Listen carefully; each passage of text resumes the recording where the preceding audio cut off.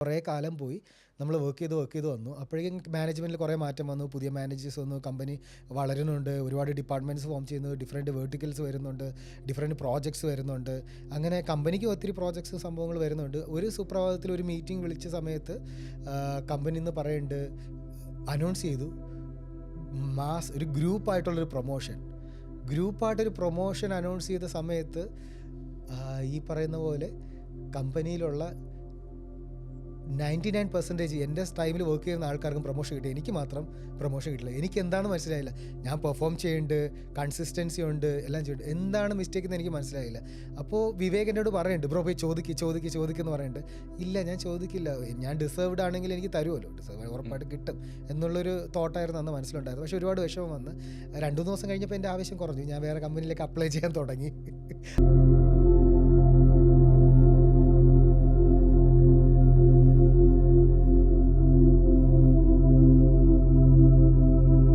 അപ്പോൾ നമ്മുടെ സീമെൻസിലെ ഇൻ്റർവ്യൂവിന് പോയതെന്ന് പറഞ്ഞു കഴിഞ്ഞാൽ ഭയങ്കര രസകരമാണ്. എങ്ങനെയോ കുറച്ച് കാശൊക്കെ ഒപ്പിച്ച് ആ ഒരു സമയം ഇതിന് മുന്നേ ഉള്ള കമ്പനി ഫുള്ളും പൊളിഞ്ഞ് കാശില്ലാതെ നിൽക്കുന്ന സിറ്റുവേഷനിൽ നിന്നാണ് ഇൻ്റർവ്യൂവിന് പോകുന്നത്. അപ്പോഴേക്കും ട്രെയിനിന് തന്നെ കഷ്ടിച്ച് കാശ് വാങ്ങിയിട്ടാണ് പോകുന്നത്. ട്രിവാൻഡ്രത്ത് നിന്ന് ട്രെയിനിന് സാധാ ലോക്കൽ ടിക്കറ്റൊക്കെ എടുത്ത് പോയി ഇറങ്ങി. താജി വെച്ചായിരുന്നു. അവിടെ പോയ സമയത്ത് കുറേ ആൾക്കാരുണ്ട് ഇൻ്റർവ്യൂവിന്, ഇങ്ങനെ ഈ പറയുന്ന പോലെ സ്യൂട്ടും ടൈയും ഒക്കെ ഇട്ടിട്ട് അപ്പോൾ എല്ലാവരും ഇങ്ങനെ പറയുന്നുണ്ട്, ഇത് വലിയൊരു കമ്പനിയുടെയാണ്, ഇതാണ് സംഭവം. ഞാൻ ജസ്റ്റ് ഒന്ന് ഹോംവർക്ക് ചെയ്തായിരുന്നു. അപ്പോൾ ഈ കമ്പനി ഇതാണ്, സീമെൻസ് ആണ്, അത് ഇക്വിറ്റിക്ക് പോയി, ഇപ്പോൾ സിഗ്നിയ എന്നാണ് പേര്, കമ്പനി എസ്റ്റാബ്ലിഷ് ആണ്, ഇതാണ്. പിന്നെ ഞാൻ കമ്പനിയുള്ള 1-2 സ്റ്റാഫുമായിട്ട് ജസ്റ്റ് ഫേസ്ബുക്ക് വഴിയൊക്കെ കണക്ട് ചെയ്യാൻ ശ്രമിച്ചു. പിന്നെ ഈ ഷോർട്ട് ടൈം പീരീഡിൽ ആരും ഫ്രണ്ട്ഷിപ്പ് പോലും അക്സെപ്റ്റ് ചെയ്തില്ല അന്ന്, ഫ്രണ്ട് റിക്വസ്റ്റ്. അപ്പോൾ അത് കാരണം അവരുമായിട്ട് എന്താ സംഭവം ഒന്നും മനസ്സിലാക്കിയില്ല. എന്നാലും എൻ്റെ ഒരു അറിവ് ഹിയറിംഗ് എയ്ഡ് എന്ന് പറഞ്ഞു കഴിഞ്ഞാൽ ഒരു ചെറിയ ബോക്സ്, അവിടെ നിന്നൊരു വയറ് ചെവിയിൽ വെക്കുക, ഇതാണ് എൻ്റെ ഒരു ഹിയറിംഗ് എയ്ഡ് എന്നുള്ളൊരു ധാരണ. പിന്നെ എൻ്റെ ഒരു ധാരണ എന്ന് പറഞ്ഞാൽ ഇത് അവിടെ ഇവിടെ 1-2 ആൾക്കാർ ഉപയോഗിക്കും, ഈ സാധനം ഉപയോഗിക്കില്ല. ഞാൻ 1-2 കേൾവിക്കുറവുള്ള ഫ്രണ്ട്സിനെയൊക്കെ വിളിച്ച് ചോദിച്ചു. അപ്പോൾ അവരും പറഞ്ഞു, എടാ ഞാൻ ഉപയോഗിക്കത്തില്ല, ഇത് ആരെങ്കിലും കണ്ടു കഴിഞ്ഞാൽ അതല്ലേ, ഞാൻ അങ്ങനെയൊക്കെ ഉണ്ട്, പക്ഷേ ഇതൊന്നും വെച്ചിട്ട് കാര്യമില്ല എന്നൊക്കെ ഉള്ളതായിരുന്നു ഇനിഷ്യലി ഈ എൻ്റെ ഹോംവർക്കിൽ ഞാനൊന്ന് സ്റ്റഡി ചെയ്തപ്പോൾ മനസ്സിലാക്കിയത്. അപ്പോൾ ആ ഒരു ഇൻഡസ്ട്രിയെക്കുറിച്ചോ മാർക്കറ്റിനെ കുറിച്ചോ എത്ര ആൾക്കാർ ഉപയോഗിക്കുന്നുണ്ട്, എത്രത്തോളം ആൾക്കാരുടെ ജീവിതത്തിൽ മാറ്റം വരുത്തുന്നു, ഇങ്ങനെയുള്ളൊരു കാര്യമൊന്നും എനിക്ക് അറിയില്ലായിരുന്നു. പക്ഷേ ബേസിക്കായിട്ട് എന്താണ് കമ്പനി, എങ്ങനെയാണ് എന്നുള്ള കാര്യങ്ങളൊക്കെ ആയിരുന്നു ഉണ്ടായിരുന്നത്. അപ്പോൾ ഈ പറഞ്ഞ പോലെ അവിടെ നിന്ന് ഒരുപാട് ആൾക്കാർ, ഇവരെല്ലാം അങ്ങോട്ടും ഇങ്ങോട്ടും ഭയങ്കര ഇംഗ്ലീഷിലൊക്കെ സംസാരിക്കുന്നുണ്ട്. എനിക്കാണെങ്കിൽ ഇംഗ്ലീഷിലൊന്നും വലിയ കോൺഫിഡൻസും ഇല്ല, അത്രത്തോളം ഫ്ലുവൻസും ഇല്ല, പ്രൊനൗൺസിയേഷനൊക്കെ കണക്കാം. സാധാരണ നാട്ടിൻപുറത്തെ സ്കൂളിൽ പഠിച്ച് വന്ന ഒരു ഗവൺമെൻറ് സ്കൂളിൽ പഠിച്ച് വന്നു. ഗവൺമെൻറ് സ്കൂളിനെ മോശമായിട്ട് പറയുന്നതല്ല, ഞാൻ പഠിച്ച് വന്നെങ്കിലും പഠിപ്പിച്ച അധ്യാപകരുടെ പ്രതീക്ഷയ്ക്കനുസരിച്ച് ഞാൻ പഠിപ്പിച്ചില്ല എന്നതാണ് എൻ്റെ സത്യം. ഒരുപക്ഷെ ഞാൻ അത്ര എഫേർട്ട് ഇട്ടില്ല, അതുകൊണ്ടാണ്. അല്ലാതെ അധ്യാപകർക്കും സ്കൂളിനും കുഴപ്പമൊന്നുമില്ല, അവിടെ നല്ല മിടുക്കന്മാരെല്ലാം പഠിച്ച് ഇറങ്ങുന്ന സ്കൂൾ തന്നെയാണ്. പക്ഷേ ഞാൻ പേഴ്സണലി അത്രത്തോളം എക്സ്പെക്റ്റഡ് ലെവലിലുള്ള വന്നിട്ടില്ല. അതുകൊണ്ട് തന്നെ ഇംഗ്ലീഷിൻ്റെ കോൺഫിഡൻസ് ഭയങ്കര മോശമായിരുന്നു. ഇതിന് മുന്നേ ഈവൻ പഴയ കമ്പനികളിലും ഞാൻ സംസാരിക്കുകയാണെങ്കിലും ഞാനെല്ലാം ടൈപ്പ് ചെയ്ത് വെച്ച് ഫ്രണ്ട്സിനെയൊക്കെ കാണിച്ച് ഇതിങ്ങനെയാണോ എന്നൊക്കെ ചോദിച്ച് മാറ്റം വരുത്തിയിട്ടായിരുന്നു ഈ ഫോറിൻ ക്ലയൻസുമായിട്ടൊക്കെ കമ്മ്യൂണിക്കേറ്റ് ചെയ്തുകൊണ്ടിരുന്നത്. ഈ മുന്നത്തെ കമ്പനികളിലും നമ്മൾ മെയിനായിട്ട് ലോക്കൽ കസ്റ്റമേഴ്സിനെയാണല്ലോ ഹാൻഡിൽ ചെയ്യേണ്ടത്. അതുകൊണ്ട് അവിടെ എടുത്ത മാനേജേഴ്സിൻ്റെ ഇൻ്റർവ്യൂവിനൊക്കെ എങ്ങനെ പിടിച്ചു അതറിയില്ല. പക്ഷെ ഇവിടെ പോയപ്പോഴൊക്കെ ഒരു കോൺഫിഡൻസ് മെയിനായിട്ട് അങ്ങനെ തോന്നിയില്ല എല്ലാവരും. അപ്പോഴവിടെ ഞാൻ ഉറപ്പിച്ചു, എന്തായാലും എനിക്കും കിട്ടാൻ പോകുന്നില്ല. ഇത് തന്നെയായിരുന്നു എൻ്റെ ഒരു സീമൻ സിഗ്നിയിലുള്ള ഇൻ്റർവ്യൂവിലും എൻ്റെ മനസ്സിലുണ്ടായിരുന്നത്.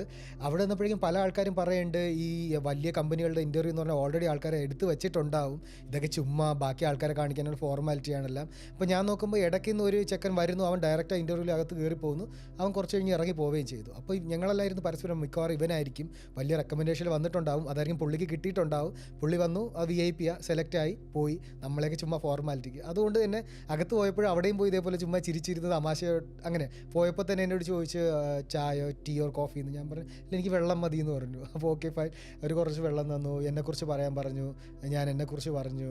അത് കഴിഞ്ഞിട്ട് ജീവിതത്തിൽ ഏറ്റവും വലിയ അച്ചീവ്മെൻറ്റ്സിനെ കുറിച്ച് പറയാൻ പറഞ്ഞു. എനിക്ക് എൻ്റെ ലൈഫിൽ പേഴ്സണലി എനിക്ക് അച്ചീവ്മെൻ്റ് എന്ന് ഞാൻ കൺസിഡർ ചെയ്ത കാര്യങ്ങളൊക്കെ ഞാൻ പറഞ്ഞു. അപ്പോൾ അവർ ഓക്കെ ഫൈൻ. അത് കഴിഞ്ഞിട്ട് ഒരു സൈക്കോമെട്രിക് ടെസ്റ്റൊക്കെ നടത്തി, കുഴപ്പമില്ല കൊള്ളാമെന്നൊക്കെ പറഞ്ഞു. ഒക്കെ ഫൈൻ, എല്ലാം കഴിഞ്ഞു. അത് കഴിഞ്ഞിട്ട് അടുത്തൊരു ക്യാൻറ്റീൻ എന്നെ വിളിക്കാൻ വേണ്ടി പറഞ്ഞു. ആ എന്നെ അവിടെ ഇപ്പം എനിക്ക് ആ കാൻഡിഡേറ്റ് ഞാൻ ഫീൽഡിൽ വെച്ച് കണ്ടിട്ടുണ്ട്, പേഴ്സണലി എനിക്കറിയാം. ഞാനതുകൊണ്ട് തന്നെ ആ പുള്ളിയെക്കുറിച്ച് പുകഴ്ത്തി കുറേ കാര്യങ്ങൾ പറഞ്ഞു. ഞാൻ മനസ്സിലുണ്ടായത് അവൻ നല്ല പയ്യനാണ്, എനിക്ക് കിട്ടിയില്ലെങ്കിൽ അവനെങ്കിലും ആ ജോലി കിട്ടട്ടെ എന്ന് കരുതി അവനെക്കുറിച്ച് കുറേ ഒരു 5 മിനിറ്റോളം സാർ അതാണ് ആ ഡോക്ടറെ അടുത്ത് വെച്ച് ഞാൻ കണ്ടു, അവിടെ പോയപ്പോൾ കണ്ട് ഫീൽഡിൽ ഇവൻ നല്ലോണം വർക്ക് ചെയ്യണം, നല്ല സംസാരിക്കും, ഇതൊക്കെയാണ് പുള്ളിയുടെ ക്വാളിറ്റി, അത് എന്നൊക്കെ പറഞ്ഞ് കുറേ പറഞ്ഞു. ലാസ്റ്റ് അവർ ചോദിച്ചു എന്തെങ്കിലും ചോദിക്കാനുണ്ടോ. അപ്പോൾ ഈ ഇൻ്റർവ്യൂ പാനലിരിക്കുന്ന ഒരു സാറാണെങ്കിൽ ഒന്നും സംസാരിച്ചില്ല, പുള്ളി വെറുതെ ഇങ്ങനെ ഇരിക്കുമായിരുന്നു. ഞാൻ പുള്ളി വിളിച്ചു, ശരിക്കും സാറിൻ്റെ പ്രൊഫൈൽ എന്താണ്, സാർ എത്ര വർഷമായി കമ്പനിയിൽ എന്നൊക്കെ പറഞ്ഞ് പുള്ളിയുടെ അടുത്ത് കുറേ ചോദിച്ചു. അപ്പോൾ ഇവരെല്ലാം ഇരുന്ന് ചിരിക്കുന്നുണ്ട്. പുള്ളി പറഞ്ഞു, ഞാൻ 15 years ആയി കമ്പനിയിൽ, മറ്റേ ആൾ 20 years, more than 20 years ആയി, ഞങ്ങൾ ഇതാണ് ബാക്ക്ഗ്രൗണ്ട്. ഇത് ഇപ്പോൾ ബിസിനസ് എന്ന് പറഞ്ഞാൽ ഇവിടെ നമുക്ക് കേരളത്തിൽ അത്യാവശ്യം ഹിയറിംഗ് എയ്ഡ് ഒക്കെ പോകുന്നുണ്ട്, നിങ്ങൾ കൂടുതലായിട്ടൊന്നും ചെയ്യേണ്ട, അതുപോലെ ഒന്ന് മെയിൻറ്റെയിൻ ചെയ്താൽ മതി. സപ്പോസ് സെലക്ട് ആണ്, ഞാൻ ഓക്കെ ഫൈൻ എന്ന് പറയും. എന്നിട്ട് എനിക്ക് വലിയ പ്രതീക്ഷ എന്ന് പറയുന്ന സംഭവം അങ്ങനെ തോന്നിയൊന്നുമില്ല. അതുകൊണ്ട് തന്നെ ഞാൻ ഇറങ്ങി നേരെ പോയി ആദ്യം കിട്ടുന്ന ബസ്സിൽ വീട്ടിൽ പോകണം, അതായിരുന്നു. പെട്ടെന്ന് ഇറങ്ങി വെളിയിൽ വന്നൊരു ഓട്ടോ എടുത്ത് നമ്മുടെ സൗത്ത് സ്റ്റേഷനിൽ പോയി, സൗത്ത് ബസ് സ്റ്റാൻഡിൽ, അവിടെ നിന്ന് വൈറ്റിലാണ് സൗത്ത്, അതെനിക്ക് ഓർമ്മയില്ല, അവിടെ പോയിട്ട് ഞാൻ ബസ്സിൽ കയറി ഇരുന്നപ്പോഴേക്കും അടുത്ത കോൾ വരുന്നത്, ഞാൻ HR വിളിക്കുവാണ്. അപ്പോൾ ഞാൻ കരുതി, ഈശ്വര ഞാനിനി എന്തെങ്കിലും മറന്നു വെച്ചോ. പെട്ടെന്ന് നോക്കി, ഇല്ല പേഴ്സുണ്ട്, മൊബൈൽ കയ്യിലുണ്ടല്ലോ. അപ്പോൾ ഇനി ഞാൻ കരുതി ഇനി അവർ എന്തെങ്കിലും സർട്ടിഫിക്കറ്റ് എങ്ങാനും കൊടുക്കാനുണ്ടോ, എന്താ സംഭവം വമനസ്സിലായില്ല. അവർ ചോദിച്ചു ഒന്ന് വരാൻ പറ്റുവാണോ, ഒത്തിരി അകലാണ്. ഞാൻ പറഞ്ഞു വരാൻ പറ്റും, കുഴപ്പമില്ല. ഞാൻ തിരിച്ചു പോയപ്പോഴേക്കും അവിടെ ആരുമില്ല. അപ്പോൾ ഞാൻ തിരിച്ച് നേരെ ഇൻ്റർവ്യൂവിൻ്റെ ആ റൂമിലേക്ക് കയറിപ്പോയി. ചെന്നപ്പോഴേക്കും അവർ കൺഗ്രാജുലേഷൻസ്, യു ആർ സെലക്റ്റഡ്. ഞാൻ ഇതെങ്ങനെ സംഭവിച്ചു. അങ്ങനെയാണ് സീമെൻസ് സിഗ്നിയിലേക്ക് കയറുന്നത്. അപ്പോഴും മെയിനായിട്ട് പറഞ്ഞ ഹെഡ് ഓഫീസ് നമ്മുടെ ചെന്നൈ ആയിരുന്നു അന്ന്. ചെന്നൈ ഹെഡ് ഓഫീസാണ്, പക്ഷേ കേരളം മാത്രമായിരുന്നു നോക്കേണ്ടത്. ബേസ് ചെന്നൈ ആണെങ്കിലും കേരളം നോക്കണം, ചെന്നൈ ഓഫീസിൽ. അപ്പോൾ എല്ലാ വീക്ക്ലി 2 days കമ്പൽസറി ആയിട്ട് ചെന്നൈ ഓഫീസിൽ വേണം, ബാക്കി ദിവസം ഫീൽഡ് വർക്കിന് പോകാം. അതായിരുന്നു ഈ നേരത്തെ പറഞ്ഞതുപോലെ നമ്മുടെ സാറ്റർഡേ സൺഡേ ഒക്കെ ലീവാണ്. കുറേ പോളിസീസ്, സിഗ്നിയുടെ പോളിസീസ് ആ സമയത്ത് Signi സീമെൻസിന് one of the best എന്ന് എനിക്ക് പറയാൻ കഴിയുള്ളൂ. കാരണം സാറ്റർഡേ സൺഡേ ഹോളിഡേ, ആ ഡേയ്സിൽ വർക്ക് ചെയ്ത കോമ്പൻസേറ്ററി ലീവ്, പിന്നെ ലീവ് അലൗൺസ്, ട്രാവൽ അലൗൺസ്, അത് എന്നൊക്കെ പറഞ്ഞിട്ട് ഒരുപാട് എംപ്ലോയീസിന് ഭയങ്കര ഫ്രണ്ട്ലി ആയിരുന്നു. ഒരു വർക്ക് ചെയ്യുന്ന ആൾക്കാർ നോക്കിയാൽ തന്നെ അറിയാം, എല്ലാവരും 10 വർഷം 15 വർഷം 20 വർഷം ഇങ്ങനെ. അടുത്തിടയ്ക്ക് പുതുതായിട്ട് ജോയിൻ ചെയ്ത ആൾക്കാരെ വളരെ കുറവായിരുന്നു ആ സമയത്ത് കമ്പനിയിൽ. പിന്നെ അങ്ങനെ ആ കമ്പനിയിൽ ഭയങ്കരമായിട്ട് എൻജോയ് ചെയ്തു. ഞാൻ ആ കമ്പനി കയറി കുറേ നാൾ കഴിഞ്ഞപ്പോൾ തന്നെ പഴയ ഇതിന് മുന്നേ വർക്ക് ചെയ്ത കമ്പനിയെല്ലാം അറിഞ്ഞു ഞാൻ മാറുന്നു. അവരൊക്കെ തിരിച്ച് വിളിച്ചു. ഞാൻ വീണ്ടും ബിസിനസ് നിർത്തിയിട്ട് വീണ്ടും സെയിൽസിലേക്ക് വന്നെന്ന് പറഞ്ഞിട്ട് ഇതിന് മുന്നേ വർക്ക് ചെയ്ത കമ്പനി, അതിന് മുന്നേ വർക്ക് ചെയ്യുന്ന കമ്പനി എന്നെല്ലാം മാനേജേഴ്സ് അപ്രോച്ച് ചെയ്തായിരുന്നു. കാരണം അവിടെയെല്ലാം എൻ്റെ കഴിവിൻ്റെ മാക്സിമം ഞാൻ വർക്ക് ചെയ്തിട്ടുണ്ട്, ഫീൽഡിൽ ഉപയോഗിച്ചിട്ടുണ്ട്. കമ്പനിക്ക് എന്നെ കൊണ്ട് ചെയ്യാൻ പറ്റുന്ന അത്രയും എഫേർട്ട് ഞാൻ ഇട്ടിട്ടുണ്ട്, ഹാർഡ് വർക്ക് ചെയ്തിട്ടുണ്ട്. ഞാൻ എൻ്റെ സ്കിൽ ഇമ്പ്രൂവ് ചെയ്യാനാണ് കൂടുതൽ ഫോക്കസ് ചെയ്തത്. ബൈ പ്രൊഡക്റ്റ് പോലെ കമ്പനിയുടെ സെയിൽ അതുപോലെ കൂടി, നല്ല ബേസ് ഉണ്ടായിരുന്നു. തിരിച്ച് വിളിച്ചു. പക്ഷേ എനിക്കത് ഇഷ്ടമായിരുന്നു. സീമെൻസിൽ കയറിയപ്പോഴും എനിക്ക് നല്ല ഇഷ്ടം. ഒന്ന്, നമുക്ക് ട്രാവലിങ് കേരളത്തിൻ്റെ അങ്ങേറ്റം മുതൽ ഇങ്ങേറ്റം വരെ ഫുള്ള് എവിടെ വേണോ ട്രാവൽ ചെയ്യാം. കമ്പനിയുടെ അക്കോമഡേഷൻ, ട്രാവൽ എക്സ്പെൻസ് ഒന്നും നോക്കണ്ട, ഫുഡ് ഉൾപ്പെടെ നമുക്ക് ക്ലെയിം ചെയ്യാൻ പറ്റും. ഞാൻ മനസ്സിൽ കമ്പനി എന്നെ ദത്തെടുത്തത് പോലെയായിരുന്നു ഒരു കാലത്ത് ചിന്തിച്ചിരുന്നത്. അപ്പോൾ നമ്മൾ തന്നെ നല്ല രീതിയിൽ ആസ്വദിച്ചു. ഈ സംസാരിക്കാൻ ആഗ്രഹമുള്ളതുകൊണ്ട് ഓരോ സ്ഥലത്ത് പോയിട്ട് ഓരോ കസ്റ്റമറിനെ കണ്ട് സംസാരിച്ച് നമ്മുടെ സ്റ്റേക്ക് ഹോൾഡേഴ്സിൻ്റെ അടുത്തെല്ലാം നല്ലൊരു ബന്ധം കീപ്പ് ചെയ്യാൻ പറ്റി. അത് കാരണം തന്നെ നമ്മുടെ ടെറിട്ടറി ഗ്രോത്ത് ഭയങ്കരമായിട്ട് മാറി. അപ്പോൾ 1 മാസം കഴിഞ്ഞപ്പോഴേക്കും വിവേക് ജോയിൻ ചെയ്തപ്പോൾ ഭയങ്കര സപ്പോർട്ടായി. കാരണം ഓൾറെഡി ഈ ഇൻഡസ്ട്രിയിൽ എക്സ്പീരിയൻസ് ഉള്ള ഒരാളാണ് കൂടെ കിട്ടിയത്. A to Z അറിയാം, ടെക്നിക്കലി ഭയങ്കര സൗണ്ടാണ്, ട്രബിൾ ഷൂട്ടിങ്ങിന് ആൾ കിടിലുമാണ്, ഇങ്ങനെയൊക്കെ ഹയർ എൻഡ് ഒക്കെ ഫിറ്റിംഗ് വേറെ ലെവലാണ്. അങ്ങനെ ആയതുകൊണ്ട് തന്നെ നമുക്ക് കോൺഫിഡൻസ് ആയിട്ട് ഏത് കസ്റ്റമറുടെ അടുത്തും പറയാം, നിങ്ങൾ എത്ര ലക്ഷം രൂപ ഹിയറിംഗ് എയ്ഡ് ഇന്ന് 10,000 സ്റ്റാർട്ട് ചെയ്യുകയാണെങ്കിലും ഹൈ എൻഡ് വെച്ച് നോക്കുമ്പോൾ 2 എണ്ണം വാങ്ങുമ്പോൾ 9 lakh വരെയുള്ള മെഷീൻസ് ഉണ്ട്. 9 lakh ഉള്ള മെഷീൻസ് നമ്മുടെ ഒരു ക്ലിനിക്കിൽ നിന്ന് ഒരു പേഷ്യൻറ്റിന് കൊടുക്കുമ്പോൾ അവർക്ക് അത്രയും ആത്മവിശ്വാസം വേണം, ഈ മെഷീന് കറക്റ്റായിട്ട് പ്രോഗ്രാം ചെയ്ത് കൊടുക്കാൻ പറ്റും, എന്തെങ്കിലും ഇഷ്യൂസ് വന്നു കഴിഞ്ഞാൽ ഹാൻഡിൽ ചെയ്യാൻ പറ്റും. നമ്മൾ കണ്ണാടി പോലെയല്ല, ഹിയറിംഗ് എയ്ഡ് ഒരു തവണ കൊടുത്തു കഴിഞ്ഞാൽ തന്നെ അത് ചെവിയിൽ വെച്ചിട്ട് കണ്ടിന്യൂസ് ആയിട്ട് പ്രോഗ്രാമിംഗ് വേണം, ഇടയ്ക്കിടയ്ക്ക് അഡ്ജസ്റ്റ് ചെയ്യണം, ഫൈൻ ട്യൂൺ ചെയ്യേണ്ടത്, ഇങ്ങനെയുള്ള പല കാര്യങ്ങളുണ്ട്.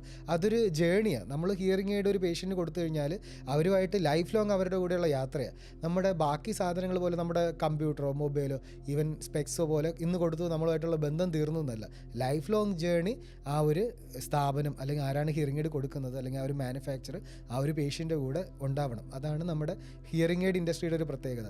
അപ്പോൾ ഈ നമ്മുടെ കൂടെയുള്ള എല്ലാ ക്ലിനിക്കിൻ്റെയും കോൺഫിഡൻസ് എന്ന് പറഞ്ഞു കഴിഞ്ഞാൽ ഒരു കാലഘട്ടത്തിൽ വിവേക് തന്നെ ആയതുകൊണ്ട് തന്നെ അവർ കണ്ണും പൂട്ടി ആര് വന്നു കഴിഞ്ഞാലും പേഷ്യൻസിന് നല്ലത് വേണം, എനിക്ക് പ്രീമിയം ഡിവൈസ് വെക്കണം, ഏറ്റവും ബെസ്റ്റായിട്ട് കേൾക്കണമെന്ന് പറഞ്ഞാൽ കണ്ണും പൂട്ടി എടുത്തുകൊണ്ട് ഏറ്റവും നല്ല മെഷീൻ കൊടുക്കാൻ പറ്റും. അതിപ്പം 3 lakh ആയാലും 9 lakh ആയാലും അവരുടെ ബഡ്ജറ്റ് അനുസരിച്ചിട്ട് കൊടുക്കാനുള്ള കോൺഫിഡൻസ് അന്ന് കേരളത്തിലെ എല്ലാ ക്ലിനിക്കിനും ഉണ്ടായിരുന്നു. അതുകൊണ്ട് തന്നെ നമുക്ക് നമ്മുടെ ഒരു മോണോപോളി പോലെ നമ്മുടെ ഈ സിഗ്ന കേരളത്തിൽ വളർന്നു വന്നു ആ സമയത്ത്.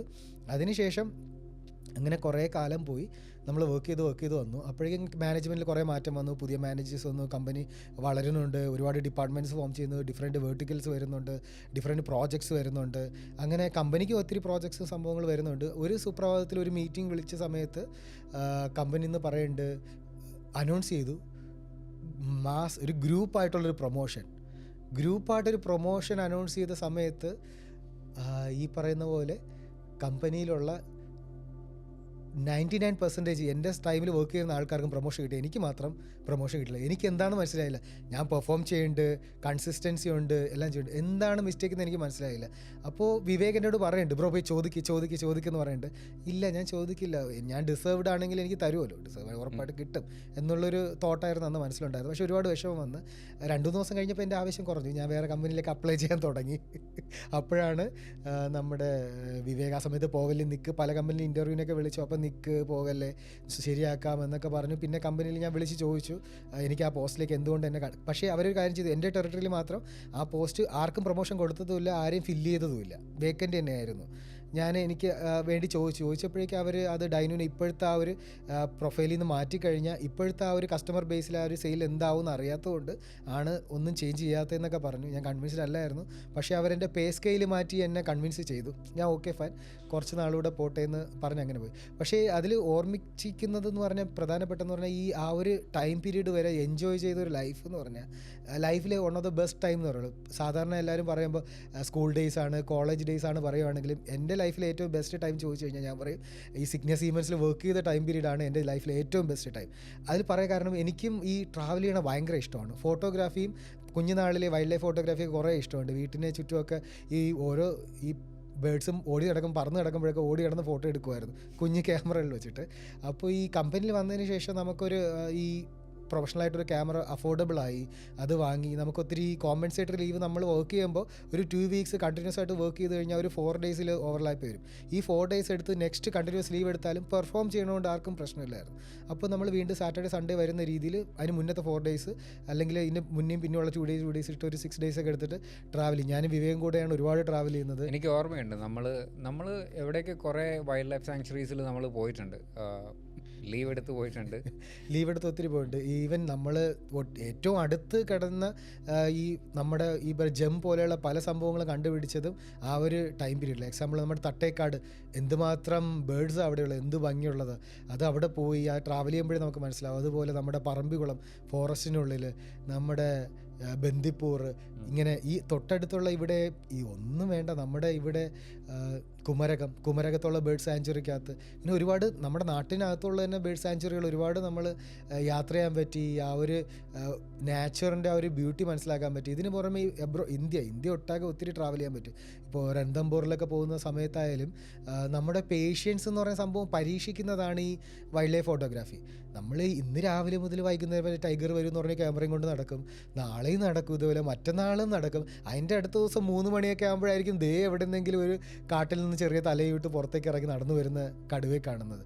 ഇതുപോലെ അതേപോലെയാണ് നമ്മുടെ ഇവിടെ പോയ സമയത്തും നമ്മുടെ സുന്ദർബൻ ഫോറസ്റ്റിലാണെങ്കിൽ ആഴ്ചകളോളം ബോട്ടിൽ ചുറ്റി നടന്നിട്ടും ടൈഗറിൻ്റെ സൗണ്ട് അല്ലാതെ അതിൻ്റെ ഒരു വാല് പോലും കാണാൻ കിട്ടിയില്ല.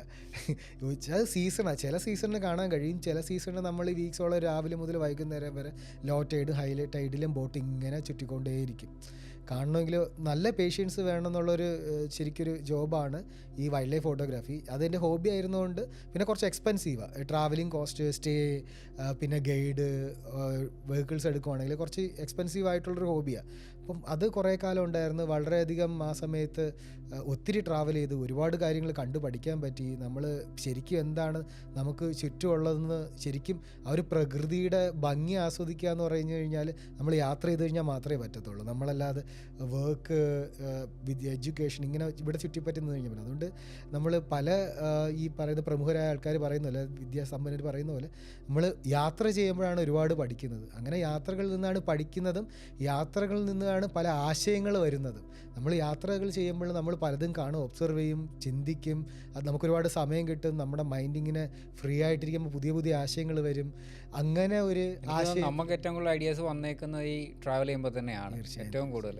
തീർച്ചയായും കൂടുതൽ ഡിസിഷൻസും ഡിസിഷൻസ്. വന്നേക്കുന്നത് അല്ലേ. അതെ അതെ. ഈ ട്രാവൻകൂറിൻ്റെ ഇനിഷ്യലായിട്ടുള്ളൊരു തോട്ട് വന്നത് ആക്ച്വലി ഈ ഇത്രയും ബിസിനസ്സൊക്കെ നടത്തി പൊളിഞ്ഞ് പൊളിഞ്ഞ് വീണ്ടും കമ്പനിയിൽ വീണ്ടും നിൽക്കുന്ന എനിക്ക് ഇനി ബിസിനസ് എന്നുള്ള പരിപാടിയെ വേണ്ട എന്നും ഒരു ഇത് എന്നാൽ ഉള്ളിൻ്റെ ഉള്ളിൽ വേണം എന്നുള്ളൊരു മൈൻഡ് സെറ്റായിരുന്നു എൻ്റെത് മെയിനായിട്ട്. അപ്പോൾ കമ്പനിയിൽ ഇത്രയും കാലമായി കമ്പനിയിൽ വേണ്ട രീതിയിൽ നമുക്കൊരു റെക്കഗ്നേഷൻ കിട്ടുന്നില്ല, അല്ലെങ്കിൽ ഒരു പ്രൊമോഷൻ വന്നില്ല, അതിൻ്റെയൊക്കെ ഉണ്ട്. ആ സമയത്താണ് വിവേകിനാണ് ശരിക്കും ക്ലിനിക് ചെയിൻസ് തുടങ്ങണം എന്നുള്ളൊരു ആഗ്രഹമുള്ളത്. പുള്ളി ഇങ്ങനെ ഡാവിന് നമുക്ക് ഭാവിയിൽ ഇത് ചെയ്യണം എന്നൊക്കെ പറയണം. ഞാൻ ബ്രോ ഞാൻ കുറേ തവണ നിർത്തി, ഈ പരിപാടിക്കേ ഇല്ല, ഇനി പാർട്ട്ണർഷിപ്പുള്ള എനിക്ക് ഓർമ്മയുണ്ട് നിങ്ങൾ പറഞ്ഞത് 2-3 സ്റ്റാർട്ടപ്പ്സ് ഞാൻ ചെയ്ത് പൊട്ടി നിൽക്കുന്ന ആളാണ്. അതുകൊണ്ട് ഞാൻ ഇനി ഒരിക്കലും ഒരു ബിസിനസ്സിലോട്ട് ഇറങ്ങില്ല എന്ന് പറഞ്ഞാൽ എനിക്ക് ഓർമ്മയുണ്ട്. അങ്ങനെ പക്ഷേ പുള്ളിനെ കൺസിസ്റ്റൻ്റ് ആയിട്ട് വീണ്ടും ഇല്ല ബ്രോ നമുക്ക് നോക്കാമെന്ന് പറഞ്ഞു. അങ്ങനെ മോട്ടിവേറ്റ് ചെയ്തുകൊണ്ടിരുന്നു. അങ്ങനെ ഒരു നാൾ നമ്മൾ ഗോവയിലാന്ന് തോന്നുന്നു അല്ലേ? ഗോവ 2019